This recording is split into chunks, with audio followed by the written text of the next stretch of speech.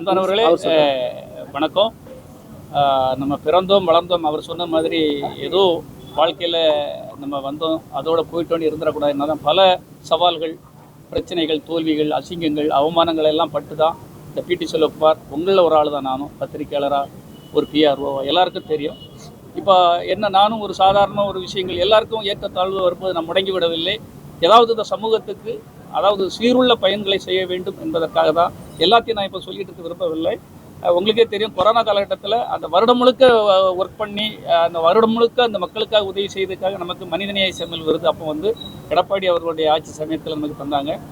இப்போ கிட்டத்தட்ட 30 பள்ளிக்கூடங்கள், வகுப்பறைகள் மற்றும் கலையரங்கங்கள் அரசு பள்ளிகளுக்கு, மலை கிராமங்களுக்கெல்லாம் நம்ம கட்டி கொடுத்துருக்கோம். இதெல்லாம் அந்தந்த ஊரில் கட்டி கொடுத்த ஊருக்கெல்லாம் தெரியும்.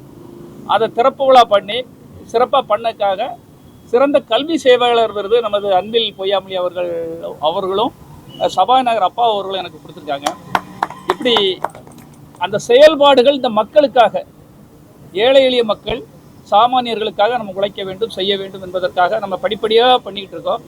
அதனுடைய 10ஆம் ஆண்டு விழாவை ஒரு சாதாரணமாக பண்ணிக்கிறோம். ஏழை எளிய ஒரு பெண்கள் இந்த சமூகத்தில் வளரணும், அவங்களுக்காக நிறைய பயிற்சி முகாம்கள் நான் பண்ணிகிட்டு இருக்கேன். திருநெல்வேலி மாவட்டம், கன்னியாகுமரி மாவட்டத்தில் அவங்களுக்கு இந்த ஆட்டோ ஓட்டுற பெண்களுக்கு ஏதாவது ஒரு ஆட்டோக்கள் கொடுத்தோம்னா அவங்க வாழ்வியல் அவங்களுக்கு நல்லா இருக்கும், அவங்க வாழ்க்கையை பார்த்துக்கிடுவாங்கிறக்காக இன்றைக்கி 10 பெண்களுக்கு ஆட்டோ கொடுத்துருக்கோம். இன்றைக்கி இந்த 10வது ஆண்டுகளை இது பண்ணி வெறுமனே ஒரு மிட்டாயை கொடுத்தோம், ஸ்வீட் பாக்ஸை கொடுத்தோம், அதை கொடுத்தோம், ஒரு ட்ரெஸ்ஸை கொடுத்தோங்க இல்லாமல் அவங்க வாழ்க்கைக்கு ஒரு வழி பண்ணணுங்கிற ஒரு நல்ல எண்ணத்தில் பண்ணியிருக்கோம். அந்த நல்ல செயல்களை நீங்களும் இந்த மக்களுக்கு நம்ம என்ன கண்ணோட்டத்தோடு செய்கிறோம்.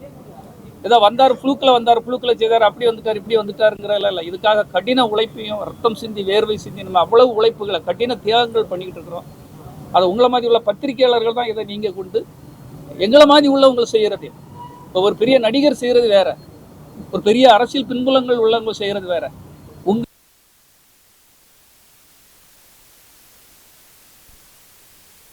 இதை பப்ளிக் கொண்டு போய் சேர்க்கணும். எனக்கு நேற்று சிஎம் கூப்பிட்டுருக்காங்க. அதுக்கு முன்னாலே என் தமிழக அரசு சார்பாகவும் கூப்பிட்டு எங்களுக்கு ஒரு அடையாளம் கொடுத்து, ஒரு கலப்பை தானே உழுவாங்களா செய்வாங்களான்னா இதை கிண்டல் பண்ணிட்டு இருந்தாங்க. இன்னைக்கு அப்படி இல்லை. ஒரு சிஎம் கூடவே உட்கார்ந்து நம்மகிட்ட கேட்குற அளவுக்கு அதை நம்ம படிப்படியாக வளர்த்துட்டு வரோம். அதுக்கு நிறைய கடின உழைப்பு உழைச்சிட்டு இருக்கோம். அதுக்கு நீங்களும் எனக்கு சப்போர்ட் பண்ணிட்டு இருக்கீங்கிறது தெரியும். ஆனால் இந்த சப்போர்ட் போதாது. பெரிய ஆற்றல் உள்ளவங்களுக்கு கொடுக்கறது வேற, பெரிய நடிகர்களுக்கு கொடுக்கறது வேற, பெரிய நடிகைகளுக்கு கொடுக்கறது வேற. ஆனால் எங்களை மாதிரி ஒரு சாமானியர்களுக்கு நீங்கள் அதிகபட்சமாக நீங்கள் எங்களுக்கு ஆதரவு தர வேண்டும் என்பதை இந்த நேரத்தில் நான் தெரிவித்துக் கொள்கிறேன்.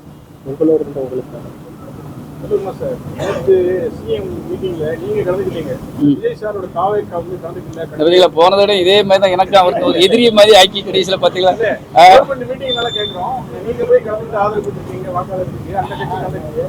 ஆமா, அது நீங்க விஜய் கிட்ட போய் கேட்கறத ஏன்றது கேட்குறீங்க.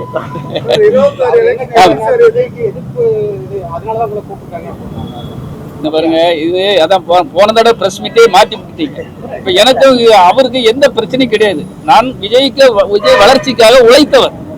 பாருங்க, ஒருத்தன் சம்மந்தம் இல்லாம பேசுவான் விஜய்க்கு எதிராக. இன்னைக்கு எவனா ஒருத்தன் ஒட்டுண்ணிகள் மாதிரி திடீர்னு சேர்ந்துட்டு அவருக்கு ஏதோ பெரிய தியாகத்தை செய்யற மாதிரி செய்வான். இன்னைக்கு எப்படி ஒரு விஜய்ங்கிற ஆளுமே எப்படி கொண்டு போனோங்கிறத நாங்க ஃபவுண்டேஷன் பண்ணது நாங்க. ஆனா கடைசியில் எங்களை எதிரி மாதிரி ஆக்கி விட்டுருவாங்க.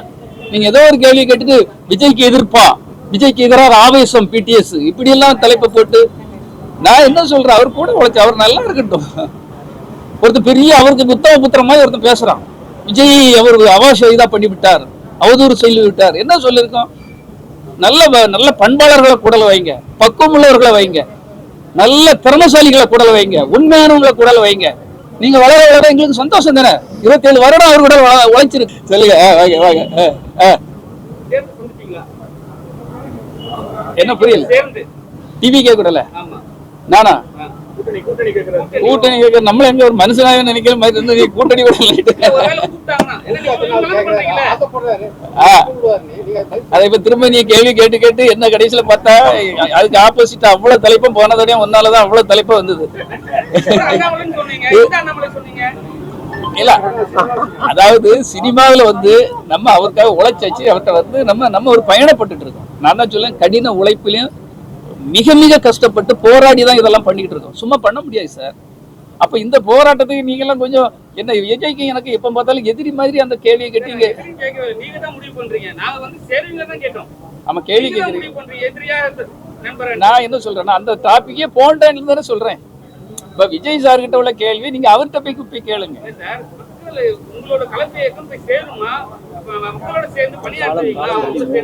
கண்டிப்பாக கண்டிப்பாக காலங்கள் நமக்கு தீர்மானித்தால் நம்மளை ஒரு மதிச்சு நம்மளுடைய உழைப்பையும் மதித்து யார் கூப்பிட்டாலும் சரி நிச்சயமாக மக்களுக்காக உழைக்க வேண்டும் என்ற எனக்கு ஆர்வம் இருக்கிறது.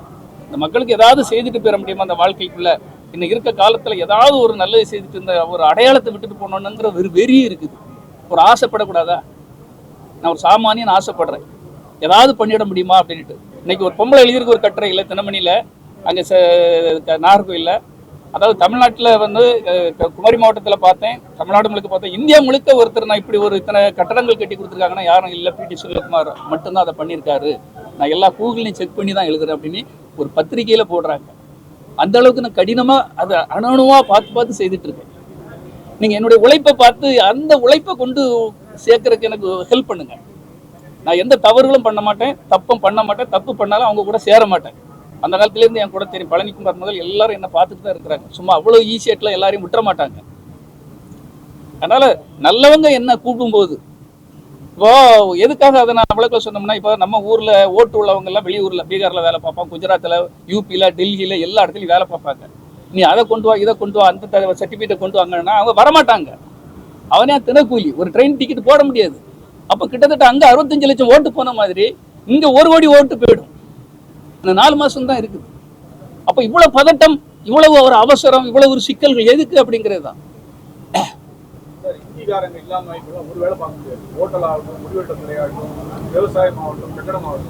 அவங்களும் கிட்டத்தட்ட நம்மளோட ஒண்ணாயிட்டாங்க. அவங்க இல்லாம இல்லவே இல்லை. ஆமா, அவங்களுக்கு ஏன் தமிழ்நாட்டுல ஓட்டு கொடுக்கக்கூடாது? இல்ல அது ஓட்டு கொடுக்க கூடாதுங்கிறது அந்த மாதிரி சொல்லல சார். அவங்கவுங்க நாட்டில் அவங்கவுங்க தலைவர்கள் அவங்க தேர்வு பண்ண தான் பொதுவாக எல்லாரும் சொல்றாங்க. அவங்க நாட்டில் அவங்க தலைவர்கள் அவங்க தேர்வு எடுக்கட்டும். இங்க அவங்க வேலை பார்க்கறதுக்கோ இதுக்கோ யாரும் எந்த இடைஞ்சலும் பண்ண இந்தியர்கள் தான். மெஜாரிட்டி கட்சிகள் அதுக்கு ஓகேன்னா நமக்கு ஒன்றும் பிரச்சனை இல்லை. மெஜாரிட்டி கட்சிகள் அதுக்கு ஆதரவு அது சார். அது எல்லா கட்சிகளும் என்ன கருத்து சொல்லணும்ல, எல்லா தலைவர்களும் அதுக்கு தான்.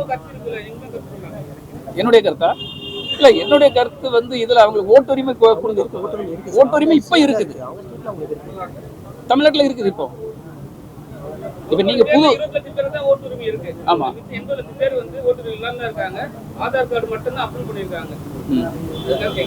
இது இன்னும் பெரிய கட்சிகள்லாம் இருக்காங்க சார். இது நான் மட்டும் கருத்து சொல்லக்கூடியது இல்லை.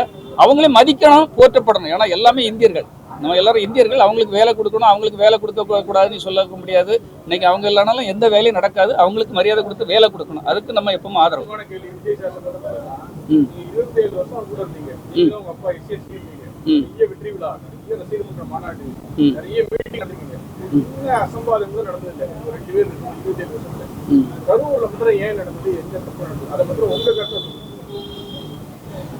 ஆமா, நாங்க நடந்தது உங்க எல்லாத்துக்குமே தெரியும். ஒரு நண்பனா இருக்கும்போது பொள்ளாச்சியில வச்சு விழா நடத்தினேன். இப்போ வேலாயுதத்துக்கு மதுரையில வச்சு நடத்தினோம். நம்ம அது முழுக்க அந்த அந்த மீட்டிங், அந்த மாநாடுகள், அந்த ஆடியோ வெளியீடு எல்லாமே நான் தான் நடத்துவேன். என் மூலமாக தான் நடத்துவாங்க. அது நான் கண்ணுங்கருத்துமாக இருந்து பண்ணுவேன். போனால் அந்த இடத்த கரெக்டாக பண்ணுவேன், உங்கள் கரெக்டாக லெட்டர் டிராஃப்ட் பண்ணுவேன், உடனே பெர்மிஷனுக்கு போவேன், பெர்மிஷன் அது இது மிக தெளிவாக பண்ணுவோம், உங்களுக்கே தெரியும். ஆனால் இப்போ வந்து விஜய்க்கு ஒரு வளர்ச்சி அதிகமாகிடுச்சு. அந்த கட்டுக்கோப்பாக அதை கொண்டு போகிறதுக்கு 2ஆம் கட்ட தலைவர்கள் நிறைய பிளான் பண்ணணும். நம்ம யாரோ தானோனி கொண்டு போய் அவன் பார்த்துக்கிடுவான், இவன் பார்த்துக்கிடுவான், இதை இவன் செய்துக்கிடுவான், அங்கே செய்துக்கிடுவான், யாரோ தானோனி பண்ணுனா விஜய் ஒரு பெரிய மாஸ் லீடராக கொண்டு வர முடியாது. ஒரு மாஸ் லீடராக வரணும் எல்லாருமே கண்ணு கருத்துமாக 2ஆம் கட்ட இடத்துல இருக்காங்க இல்லையா, அவங்கெல்லாம் உண்மையிலே நல்லா உழைக்கணும், நல்லா பிளான் பண்ணணும். அரசு கூடல் நல்ல அவங்க கூடல் மிங்கிளாகி போகணும். அனுமதி கேட்டால் அனுமதி பண்ண நேரத்துக்கு வரணும்.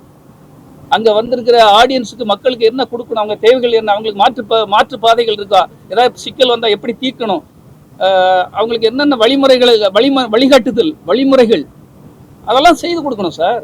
அதுதானே அரசியல். இல்லைன்னா நம்ம ஏன் அரசியலுக்கு வரணும்? அப்படி செய்தாங்க செய்யலன்னு சொல்ல சார். அந்த விபத்து நடக்கக்கூடாதுன்னு சொல்றேன் சார். இதெல்லாம்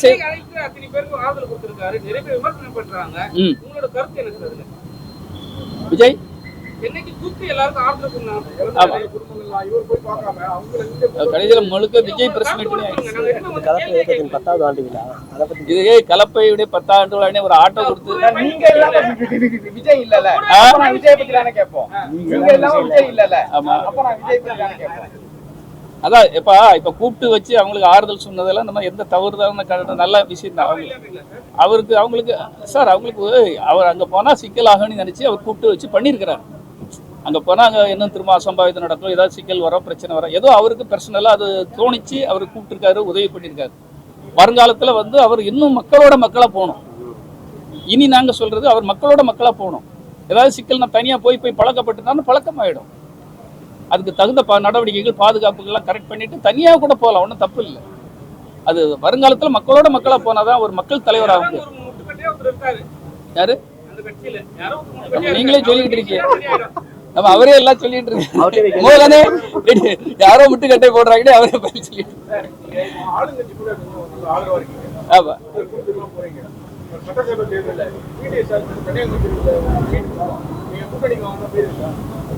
சார், ஒரு நம்மளுடைய தாட்டுகள் மற்றவங்கள மாதிரி இப்போ வரமாட்டேன் போக மாட்டேன், எனக்கு அதில் உடன்பாடு இல்லை, அப்படியே இல்லை. ஏதாவது வாய்ப்புகள் யார் தந்தாலும் சரி, அது ஆளுங்கட்சி தந்தாலும் சரி, எதிர்கட்சி தந்தாலும் சரி, அது தமிழக வெற்றி கழகத்தின் மூலமாக விஜய் தந்தாலும் சரி, யாராவது ஒரு கட்சியில் இருந்து எனக்கு, ஏன்னா நான் தனியாக சிங்கிள் மேனா இது இன்னைக்கு சுயேட்சை நின்று போராட முடியாது. இது மூலமாக நான் கண்டிப்பாக வந்தால் நின்று நான் மக்களுக்கு சர்வீஸ் பண்ணேன் சார், எனக்கு ஒரு வாய்ப்பை கொடுங்க. எனக்கு பெரிய கட்சியோ பாரம்பரியமான கொடியோ அதுவே கிடையாது, சின்னமோ கிடையாது நம்மகிட்ட. அதுக்கு தானே ஓட்டு போடுறாங்க. இப்போ மக்கள் ஒரு தனி சுயேட்சை சின்னத்துக்கு ஓட்டு போட மாட்டாங்க இல்லையா, அதுதான் பிரச்சனை. இப்போ எனக்கு நல்ல செல்வாக்கு இருக்கு, இருந்தாலும் அந்த ஃபைட் கொடுக்க முடியாது. அவங்க ஒரு பிராண்டிங்ல இருக்காங்களே. இப்போ உதயசூரியன் ஒரு பிராண்டிங், ரெட்டை இலை ஒரு பிராண்டிங், ஒரு கை சின்னம் ஒரு பிராண்டிங். இந்த பிராண்டிங் கூட எனக்கு கத்திரிக்கோல் ஒரு சின்னத்தை தருவான், கத்திரிக்கோலாம்பான், இல்லை ஏதாவது டிராக்டர்னிட்டு ஒரு சின்னத்தை தந்துருவான். நான் எப்படி வின் பண்ண முடியும்? எனக்கு வெற்றி பெறக்கு ஒரு வாய்ப்பை கொடுத்தாதான் நான் அந்த மக்களுக்கு, எனக்கு அதிகாரம் இருந்தால்தான் மக்களுக்கு ஏதாவது நான் செய்ய முடியும்.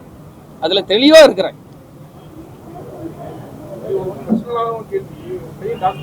ஆமா,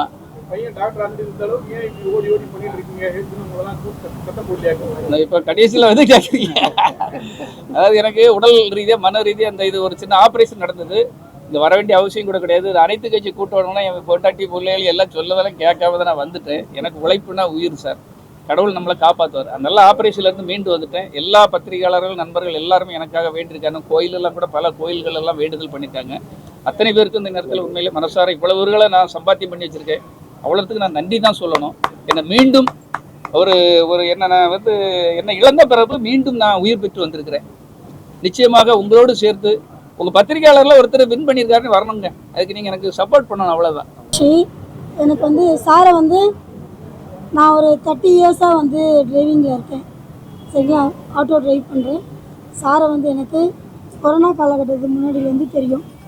கொரோனா காலகட்டத்தில் நாங்கள் ஆட்டோ தொழிலாளிகள் வீரப்பெண்கள் ஆட்டோ ஓட்டுநர் தொழிற்சங்கம்னு நாங்கள் தனியாக வச்சுருக்கோம். இவர் எங்களுக்கு என்ட்ரி ஆக சொல்ல நாங்கள் 250 500 பெண்கள் இருந்தோம். இப்போ நாங்கள் 1500 பெண்கள் இருக்கோம். ஆட்டோ ஓட்டுற பெண்கள் மட்டும். நாங்கள் all over city 8 hours Vadapalani.